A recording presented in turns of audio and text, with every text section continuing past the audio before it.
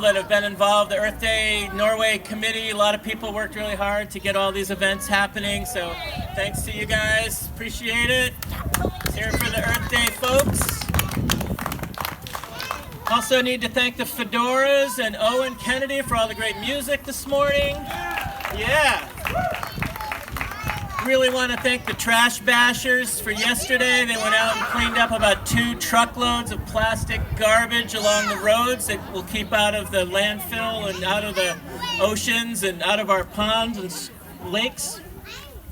I'd like to thank Lee Dassler from the Western Foothills Land Trust for these awesome sandhill crane puppets that are here that are going to be part of the parade this year. We've had sandhill cranes have been nesting up at the Shepherd's Farm, and that's to celebrate them.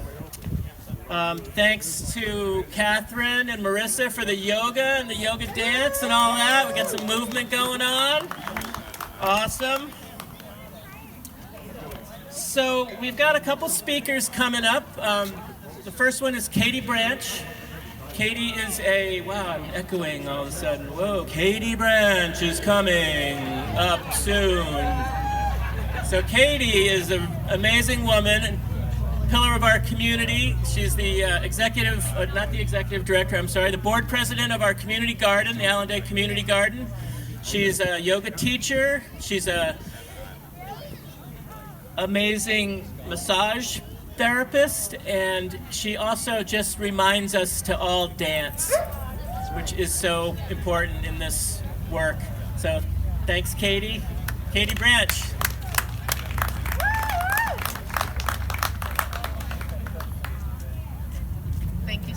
Thank you, Owen. And thank you all for being here. It's really such a pleasure to be able to celebrate the earth and the things that we care about deeply together and, actually show up for these things. So thank you all for being here. I'm going to tell you a story. It's a love story, it's a tragedy, and it has a hopeful ending. 10 years ago, one of the loves of my life died. We had 2 daughters together, and we had devoted a dozen years to creating a beautiful life together. Even so, we were respectfully divorced, and we have little dogs here. Alan Day was a charismatic, really intense fella who was completely committed to making a more beautiful world. Watching this vibrant man wither away in front of our eyes was torturous.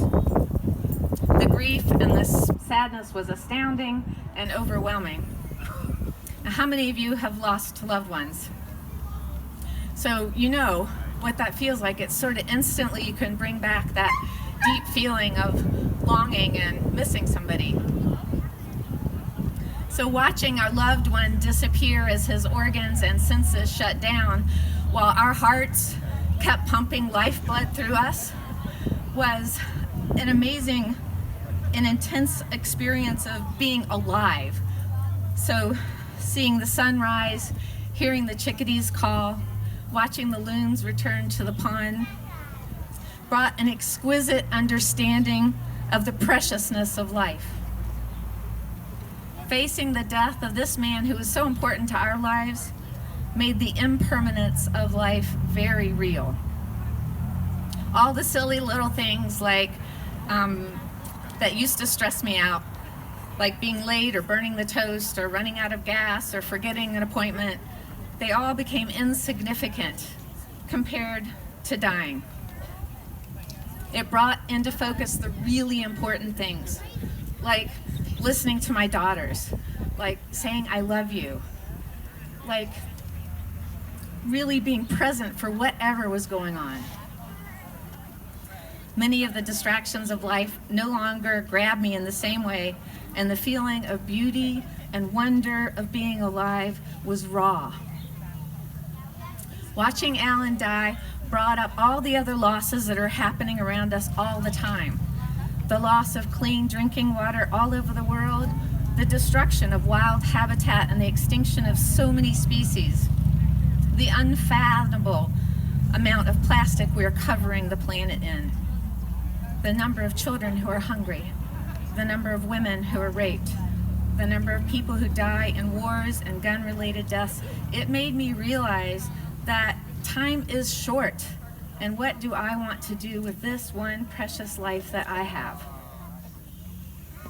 I've been an environmentalist and an activist, and I've made conscious choices about how I live, how I eat, how I build community, but it just didn't seem like it was enough.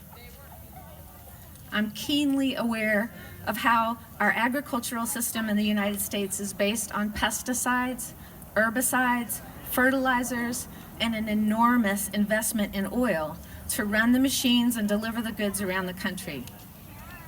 I've been growing my own food for decades as a private act of boycotting a system that I know is killing the earth and people with government-subsidized processed foods that have very little nutritional value. After 30 years of turning the soil with my hands, weeding the witchgrass, and watching life magically sprout from seeds and eating the fruits of my labor, I know the healing value of growing, eating, and sharing food. The joy of losing track in the garden outside, drinking in the sun, getting dirty and loving it, has impressed upon me the importance of our contact and connection to nature. Alan left a 3-acre parcel of land at 26 Whitman Street in Norway for our daughters. We talked about what could happen with that property and decided we wanted to do something here with our hands that would have a global impact and honor their dad.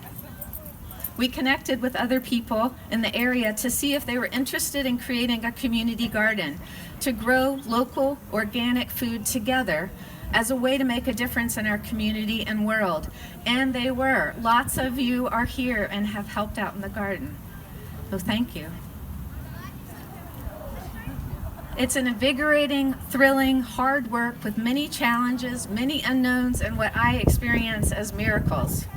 It's taken perseverance, a lot of hard work, lots of laughter and discoveries and fun and mistakes.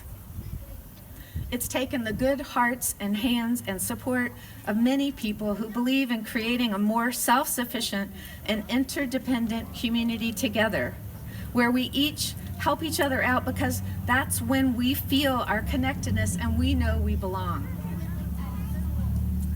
We're experiencing a crisis of loneliness and abandonment in our world that's leading to depression, suicide, and acts of violence.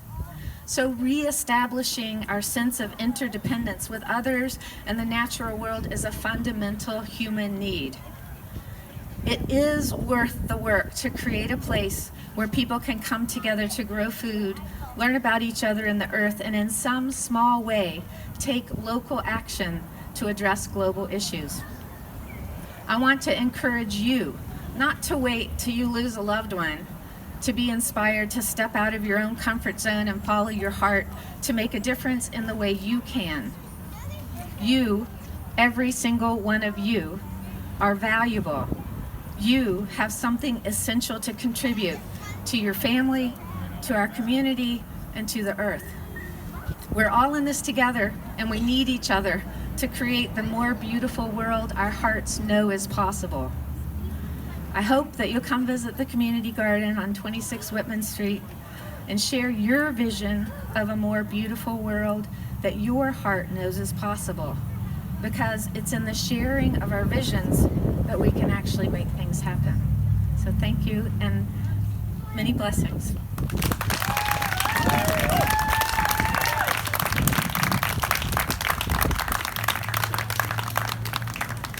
Our next speaker is Don Mayberry.